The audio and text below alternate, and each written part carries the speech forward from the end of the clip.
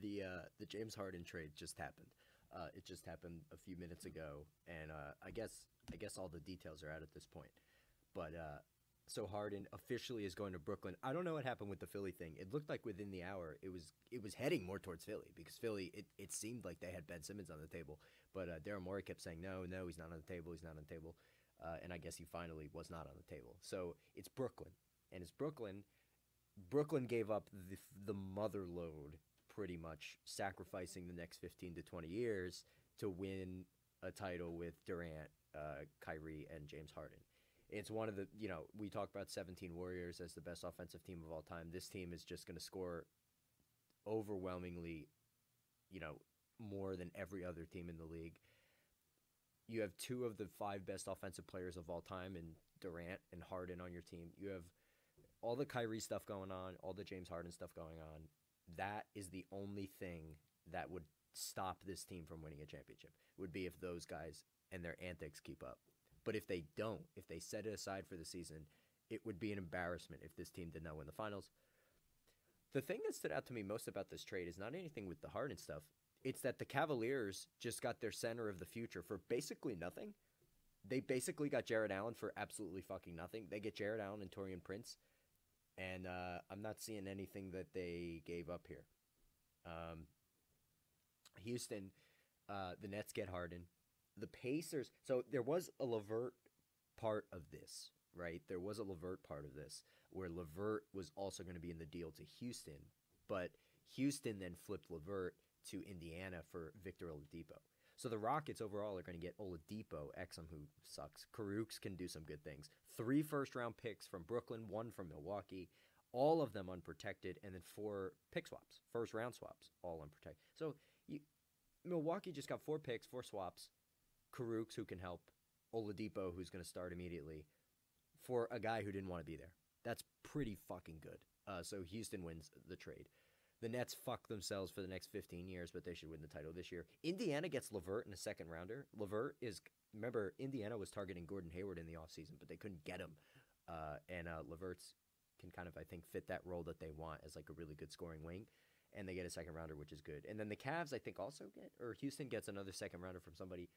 And then the Cavaliers just, I guess, they just said, we need a third team in this. And the Cleveland was like, we'll do it. They got Jared Allen, their center of the future, 22 years old, for free. They got him and Taurean Prince. So there's really a lot to unpack here. First of all,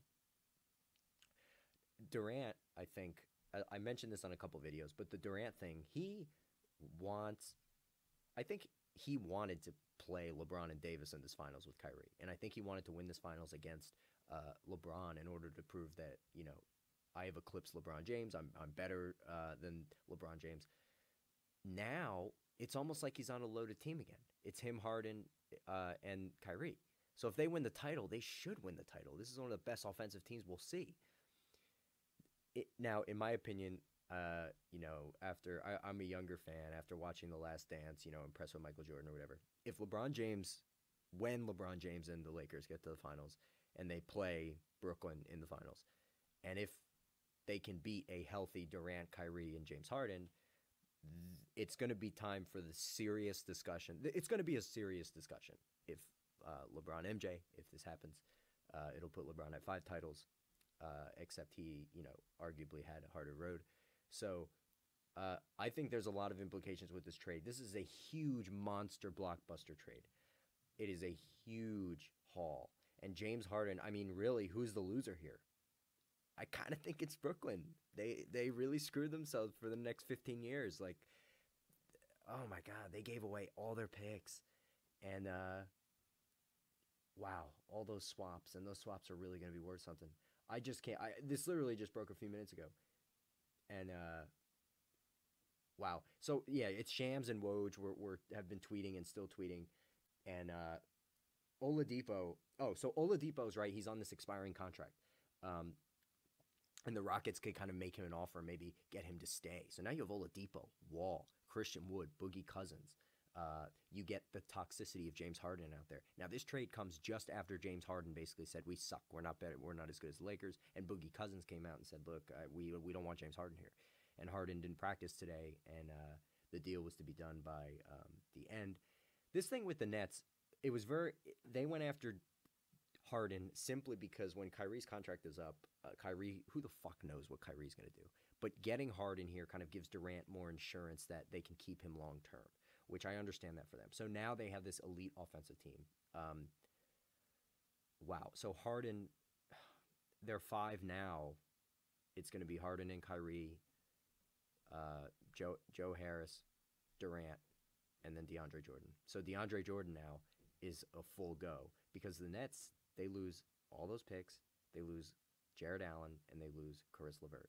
And they don't have Dinwiddie to do an ACL tear. So they have all their, their next three best pieces are no longer on the team. So Cabarrot, I mean, all those guys are going to get a lot of minutes. But will it matter if this team scores a fuck ton of points? Like, how are they going to fill out this roster? I don't really know what's going to happen with this team. Just on paper, I mean, you look at those three guys. Those three guys are going to be tough to beat in the playoffs.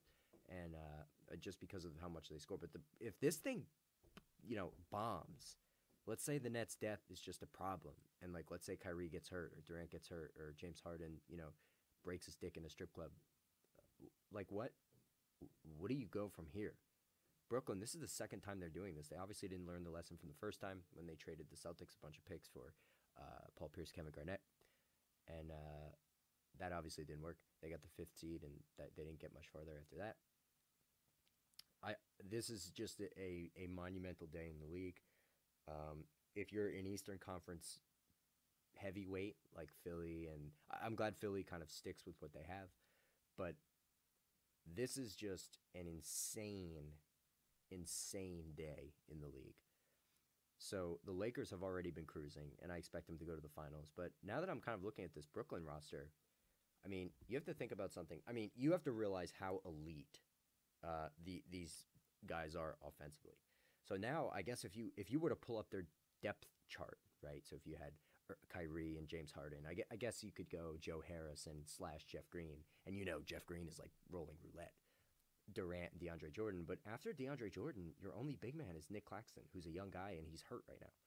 So their roster, you have Shamet, Bruce Brown, who I like, and Cabarrot, and that's all you have. Like they're not deep right now. So if this shits the fan and you're playing Cabarrot in crunch time because somebody gets hurt, and you're playing Jeff Green and he sucks, and you're playing DeAndre Jordan, who is just unplayable at this point. I just can't believe the Nets gave up four picks, four swaps, LeVert, Allen, and they had just lost Dinwiddie to injury. They gave up a lot for this. A lot. And I guess Houston looked at it like, wow, they have to give up a lot of things for this guy who doesn't even want to be here. If it had been Philly, it would have been Simmons, Maxey, and Thibault, which also would have been the mother load. I thought that was going to be the mother load. Look at this trade. This is unbelievable. So now, I mean, you have to think, look, I know they don't have depth, but it's James Harden, Kevin Durant, and Kyrie Irving. And COVID protocols the Nets might still keep losing games if Kyrie's not there. But I don't know, man. This is a really good offensive team, and they really just screwed themselves for 15 years. I don't know what Brooklyn's doing. They could have made the finals without James Harden with the team that they had now. They could have won the finals. And now they just got rid of all their depth and substituted it for James Harden, who is a little overweight and a little insane. I don't know. I'll still have Brooklyn in the finals, but I just want to say that the finals implications now are huge. Durant trying to eclipse LeBron, even though he's playing with two super duper stars, and LeBron. It's time to start having the LeBron MJ, the serious conversation. For those of us, there's so many young people who didn't watch Michael Jordan and who are just claiming LeBron is the best, and people who didn't watch The Last Dance and everything. Like, I learned a lot from The Last Dance, and if this happens, LeBron, that conversation, and LeBron beats Durant, Kyrie, and Harden, that conversation needs to be really in the books and needs to start happening because it would be real. And yeah, so this is a blockbuster trade. I'm sure there's more that's going to be coming out soon. I think Woj and Shams have been tweeting like crazy for the past hour, and it's finally ceased. I think Woj got it first. It's been kind of a heavyweight battle between those two guys recently, but I think Woj got it first. So, wow. Yeah, just massive implications here, and we'll see what happens. But for now, I think I'd still put Brooklyn in the finals just because that's going to be a generationally good offensive team. I mean, seriously, but they really screwed their future. I mean, 10 to 15 years, like for the next 10 to 15 years, Brooklyn is absolutely fucked.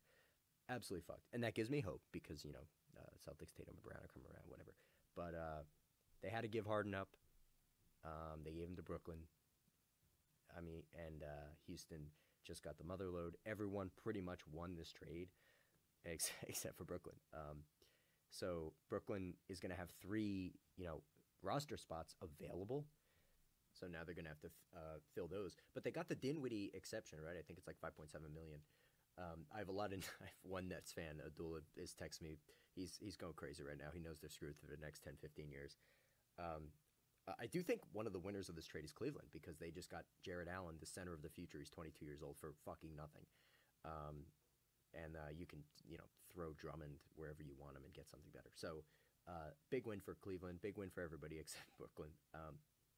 If Brooklyn doesn't win the title this year, wow. I mean, part two of Brooklyn fucking themselves over for old stars that, this is, James Harden compared to Pierce and Garnett. Remember at the time, Pierce and Garnett could barely even move anymore. At least Harden is still quasi in his prime. But this is going to be something to watch. I cannot wait to see this. We need a Nets-Lakers finals. If the Nets get there, depending on who they fill their roster with, we'll have to see. But for now, the offensive talent on the Nets is ridiculous. Their defense is not ridiculous. And we'll see what happens. But crazy day.